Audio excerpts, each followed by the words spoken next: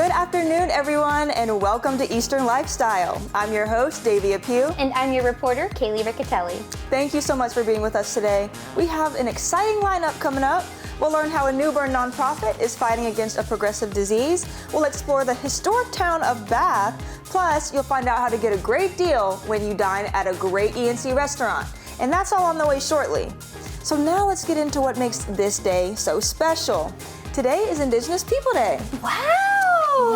Yes. It's a very exciting day, and according to whitehouse.gov, President Biden is the first president to issue a proclamation that recognizes Native American people in the U.S. Biden was the first? Yeah, which is amazing. Like the current president, yes. Was the first one to recognize the first Americans. Wow. I know. I'm surprised it took that long, honestly. I know. But I'm so glad Biden did that. Yeah, because I mean, they deserve, like, they deserve their own day. Oh, yeah. For sure. Yeah. But, I mean, and, like, Native American, like, Indigenous people's culture is so interesting. It's so interesting, yeah. Like, they're so, like, they just feel, like, so connected to, like, the earth. Yes. And it's so cool. I love it. Very tribal, and I love what they wear, too. Yes. And just their culture and history is very interesting. And, like, everything they wear and do has, like, a meaning to it. It does, yes. I think that's so cool. It's so cool. And there's so much history behind this day as well, because it's also technically Columbus Day. Yes. Which is very cool. And I think, it's both, but then Indigenous People Day is kind of like, has a lot more attention to it, which is great. Yes. And that changed like in the 1930s, I believe. Yes. Yeah. I think it fits that, the person who, quote unquote, discovered America, the first European to come to America, and the people who were here when they got here. Exactly. Both get a day. It's perfect. I think it's great. Be recognized. It's beautiful. Yeah. It's a really beautiful thing. That's super exciting. It is. Another exciting day today. Ooh. Today is National Dessert Day. Ooh, I love desserts. What's your favorite dessert? Cheesecake. Cheesecake is my go-to. You just can't go wrong, I feel like. Okay. Yeah. So cheesecake is number 2 for me. Okay. Number 1 is not cookies, but edible cookie dough. Ooh, edible cookie dough. And my favorite edible cookie dough is from Sheetz. Like the gas station Sheetz. They sell edible cookie dough in these little plastic cups. There's maybe like 6 or 7 pieces in there. The best cookie dough I have ever had. You said Sheetz? Sheetz. The gas station? Yes. Okay, wow, I love that. The more you know. Yes. The more you know. See, my go-to cheesecake spot is like Cheesecake Factory. Okay. And my mom makes some really good cheesecake too. What's your favorite kind of cheesecake? See, I love cheesecake that has just like maybe caramel, chocolate, just any like incorporated in it, or even peanut butter. Oh. Cheesecake Factory has a really good lemon meringue. See, like I could really go on and on. Like, even a plain cheesecake is good, and you just throw some fruit on top. Oh my gosh, yeah. Strawberries, raspberries, a little drizzle. So good. See, my favorite cheesecake, I think, is this cappuccino cheesecake that my mom makes for my birthday every year. Oh, I love that. delicious. I don't think I've had a coffee cheesecake. It's real good. You got it. Nice. And just speaking of great desserts, I'm sure the Autumn with Top Sale Festival that's kicking off on Friday will have great options to choose from. Ooh. Yeah. What's the Autumn Top Sale Festival? It's exciting. So it's the festival that's going to last from Friday to October 20th. Sunday at Top Sale Beach, and it's going to feature many regional artists, live music, delicious food and drinks, and just great family fun activities. Ooh. So it's very fall, very fall, to get into the season. Yeah, get into the mood. Yeah, so definitely check out their website, everyone, for more information, but that's coming up this Friday. Awesome. In Top Sale. I might have to check that out. Yeah, it's very cool, very fun. So at the start of our shows, we want to connect with you guys. If you've captured amazing moments showing the best of what ENC has to offer that you'd like Kaylee and I to react to, share, or know about, just scan that QR code, fill out the quick form, and send us your pics and vids. Stay connected with @EasternLifestyle9 for an exclusive look behind the scenes. Catch all the latest and past episodes at WNCT.com/Eastern-Lifestyle. Coming up after this short break, we'll find out how this nonprofit organization is using the power of boxing to fight against a progressive disorder.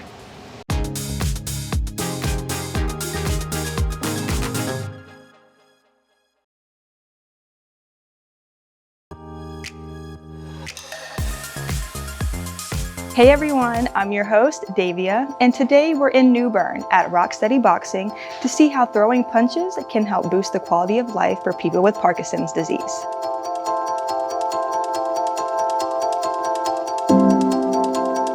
I am here with John, a coach here at Rocksteady Boxing. So can you please tell us what Rocksteady Boxing is? Well, Rocksteady Boxing is an intensive exercise program that it specifically targets Parkinson's patients, and it helps them with their cognitive abilities, their balance, their breathing, their speaking. Basically, it's top to bottom exercising. How long have you been a part of Rocksteady Boxing? 4 years. Okay. I moved to New Bern. My father had Parkinson's, and my best friend, her father has Parkinson's, and so it was a natural thing to get involved in after I got out of the military. It's one of the things my family does. We volunteer, so I found something that gets results.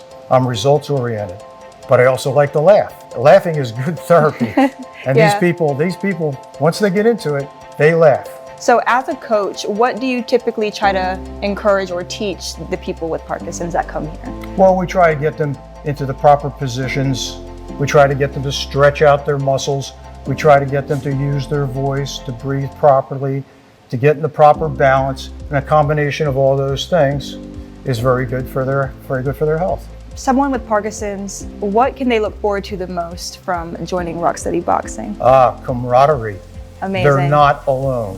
When they come here, I always say, if we can get them here 2 times, we have them addicted, because they start to see the people around them and they know they're not alone. Wow. So camaraderie is a large part of it, as well as, of course, the exercise. Well, is there anything else you want to add just about what you guys do here? What we do here is help people. And you know what? If you're a volunteer and a coach, it's therapeutic for you too to see them progressing, and it really is great. Thank you so much, John. I appreciate you sharing that with us. And I'm here with Patrick, who has Parkinson's disease. So how long have you been a part of Rocksteady Boxing? About 3 years. Okay. I came down with my symptoms about 10 years ago, but it wasn't diagnosed until about 4 years ago. Has it made a difference in your life since starting?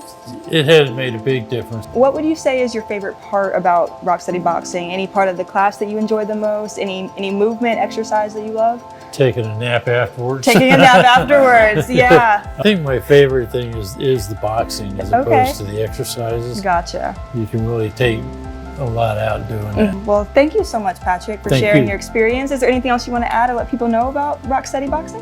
I'm going to bed. Sounds good. Enjoy that nap. All right. Thank you very much. Of course. So I'm here with Stacy, a coach at Rocksteady Boxing. Thank you so much for being with us. You're welcome. How long have you been a coach here? I've been here for 4 years. Ever since we opened, I started out as a volunteer and quickly knew I wanted to coach. Why should people come here that have Parkinson's? So I really encourage anybody and everybody, if you know someone in your community, in your family, a friend of a friend that has Parkinson's, please get them to a Rocksteady near you. There are over 900 affiliates, and it's so important for them to do this particular program because of all the things that we offer. And here at Rocksteady New Bern, we offer a lot of diversity and specialize in helping them cognitively as well as physically.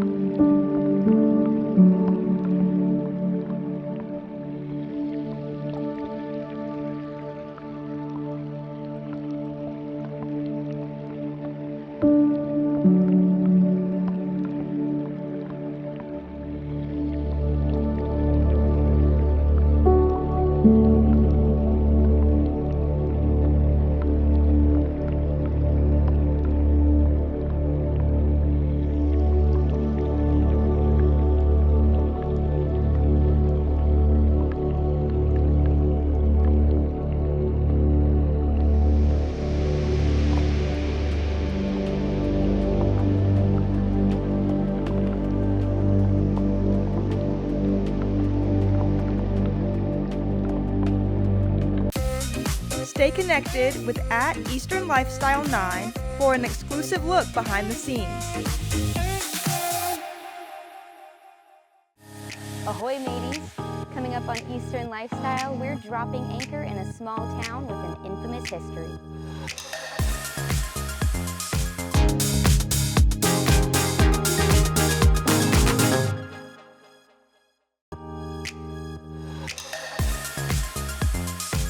The town of Bath was the first incorporated town in North Carolina. It's home to the state's first public library, first marine port, and St. Thomas Church, the oldest standing church in North Carolina. Bath was a site for an American Indian settlement many, many centuries ago, all the way up through the recorded history. In the 1705, the early 18th century, is when we first get Bath incorporated. So Bath is the first incorporated town in North Carolina. It doesn't mean it was the first town. There were other settlements in this area before that, but it's the first settlement to become officially a town, and so that's one of its claims to fame. This building was the 1921 school. There have been other schools in Bath's history. This particular structure was built in 1921. It was expanded after that and became the primary school in Bath up through the 1980s. It was closed in 1989. Was falling into some disrepair, and several local entities kind of banded together to help bring this building back to a usable state. The complex now holds the local library, it holds Pirate Hall, other businesses, and of course our exhibit, which we opened in December of 2022. It's a great exhibit that kind of looks through Bath's history up through the 20th century.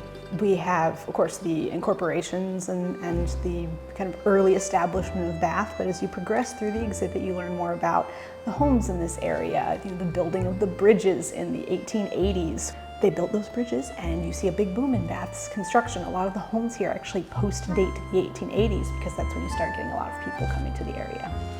Before we had the exhibit, people would come to the site and primarily they would get to watch a short orientation film, they might see a small exhibit, and then they'd be able to tour our historic houses and take the walking tour. Awesome things to do, but they didn't really give an overarching feel to the history of the town. So now when they come to visit, one of the first things they can do is tour our exhibit and get a really good grasp of why Bath is still here, why it's important to North Carolina history, before they then go out to explore the town and learn even more. After walking through the historic Bath exhibit myself, I headed out to see the rest of the town. With a population of around 250 people, Bath is easy to drive through. I first looked at the Winterville house, which sits right across the street from the complex that houses the State Historic Site, Pirate Hall, and local library. Then, I ventured over to Main Street. Bath is probably most well known for its ties to Blackbeard, the infamous pirate who is believed to have lived here for a short time in the early 18th century. Blackbeard, whose real name is believed to have been Edward Teach, is said to have lived in the area from 1717 to 1718. His boat, a French slave ship he and his crew hijacked and claimed and renamed Queen Anne's Revenge. After blockading a port in Charleston, South Carolina in early 1718, Blackbeard returned to North Carolina and accepted a pardon from the governor in Bath. Not long after that, Queen Anne's Revenge ran aground, and in November of 1718, Blackbeard was killed by a Virginian fleet at Ocracoke Island. A commemorative sign for Blackbeard can be found at Bonner Point, which was my first stop after leaving the historic site. I took in the breathtaking view and the Bonner home for a bit before proceeding to St. Thomas Church, the oldest standing church in the state. The door is usually open, so I took a quick peek inside after walking the grounds. Last but not least, I checked out one more historic house on my way out of town. If you want to soak up some of Bath's history for yourself, you can call or go online ahead of your visit to get more information and to schedule a tour at one of their historic homes, like the Palmer Marsh House behind me.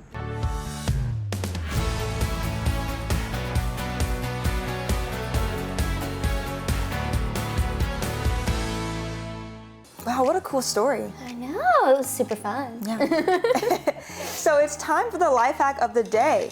Did you know to temporarily fix a wobbly table or bench, you can use pennies? All you do is just hot glue the coins to the problem area by stacking it until it's leveled. Oh, Oh, Yeah. okay. Yeah, and obviously, I mean, you don't have to use pennies. You can use whatever you want, any Yeah. coins. But if you want to save money, penny's the cheapest. Yeah, well, you're kind of spending money because you're Yeah. gluing pennies. Yeah, but then you can always take them off, which is That's good. true, And that's just get, it's temporary, but that's a good idea in case you're in an urgent rush. I know. You can use your coins. Just pop Put them on up there. So up next is an opportunity to get great savings at one of the best local restaurants in town. But before that, let's get into trivia. So let's see if you'll get this question right. The question is, what type of barbecue is Eastern North Carolina known for? Is it A, tomato-based, B, vinegar-based, C, white-based, or C, chimichurri-based? We'll have that answer right after the break. Stay with us.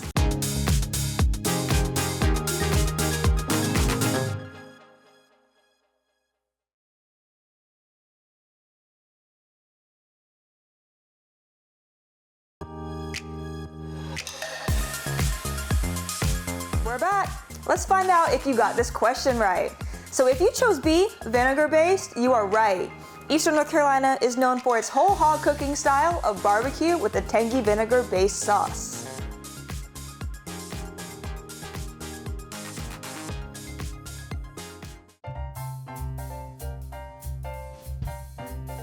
It's time for Be Our Guest, where we help you save money while having a delicious dining experience. And today we are at Famiglia in Winterville. And make sure to go to WNCT.com, find the Be Our Guest tab to get your $50 gift card for just $25, as these will sell out fast.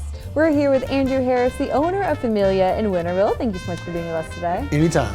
So we have an amazing assortment of food on this table today. So let's get straight into it. What are we going to start off our meal with? Well, this is an appetizer. It's sausage stuffed mushrooms. Can't beat it. Ground sausage, plenty of spices in there. Maybe a little bit of peppercorn, red pepper. Goes great with marinara sauce. That sounds fantastic. And we got a classic staple Italian dish. What do we have right over here? A chicken parm. Can't beat it. Every Italian likes chicken parm. Every person I know likes chicken parm. Who I doesn't love like chicken parm. right? You know what I'm saying? And what other variations of parm? Eggplant, shrimp, and veal. Perfect. So what other pastas can people get if they're not necessarily into angel hair pasta? Oh, okay. Well, we have fettuccine, linguine, ziti, penne, tortellini, and a gluten-free option as well. Amazing. So there's something for everyone. Right. And so we have the turf. Now let's go into the surf. So what do we have right here? And that in front is shrimp scampi. Can't beat it. Sauteed shrimp with garlic, butter, white wine, lemon, tomatoes. And then we have another shrimp dish. Oh yes, that's one that people like to ad lib sometimes. We do it's called a Cajun shrimp Alfredo. We just saute the shrimp with a Cajun spice over a nice bed of fettuccine Alfredo. Does it have a nice kick to it? Oh, it does. Yes, ma'am, it does. Perfect. And then, of course, we got to talk about this amazing pie that's right in front of us. I know. You're hungry, aren't you? I'm starving. Yeah, it looks good. It's a 16-inch pepperoni. It's a classic that we have here. Sometimes I feature it as the pizza of the week that we do every week, or for $12. So you can't beat it. Speaking of pizza of the week, you have deals throughout the week. So what are all those deals? Tuesday is Martini Day. Great time to bring in a date. Not very busy. Wednesday is half price wine, glass and bottle. Thursday, Thirsty Thursday, $3 draft. Can't beat that. And then on Saturday, we do 10% off for the military and local PD. I forgot about you guys. And then on Sunday, we do buy one, get one half off pizza. Perfect. And then you also have brunch on Sundays.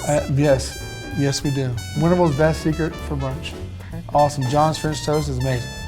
You love it. I can't wait to come and try it out, but we also got to talk about your wine list. So how many different wines and drafts do you have? Okay, we have 5 red and 4 white. We also have Prosecco on draft as well, which is great. And we carry about 8 to 9 drafts at all time, and a bunch of bottled beer as well. Fantastic. You have something for everybody's taste. It's classic American Italian cuisine. You can't beat it. I know, great place to bring your family. Perfect. Well, Andrew, thank you so much for having us today. Anytime, I'm glad you came. And y'all, make sure to go to WNCT.com, find the Be Our Guest tab to get your $50 gift card for just $25, as these will sell out fast.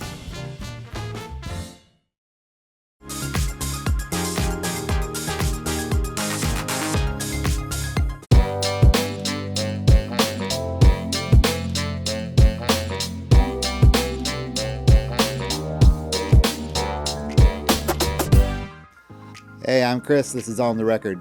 This is an album that when I bought it, I told myself I definitely have to do an On the Record for this. This is Jack Wilkins' Windows. And so Jack Wilkins is a master guitar player. This album, it's very difficult to find. If you ever find an original copy of this album, it sells for hundreds of dollars.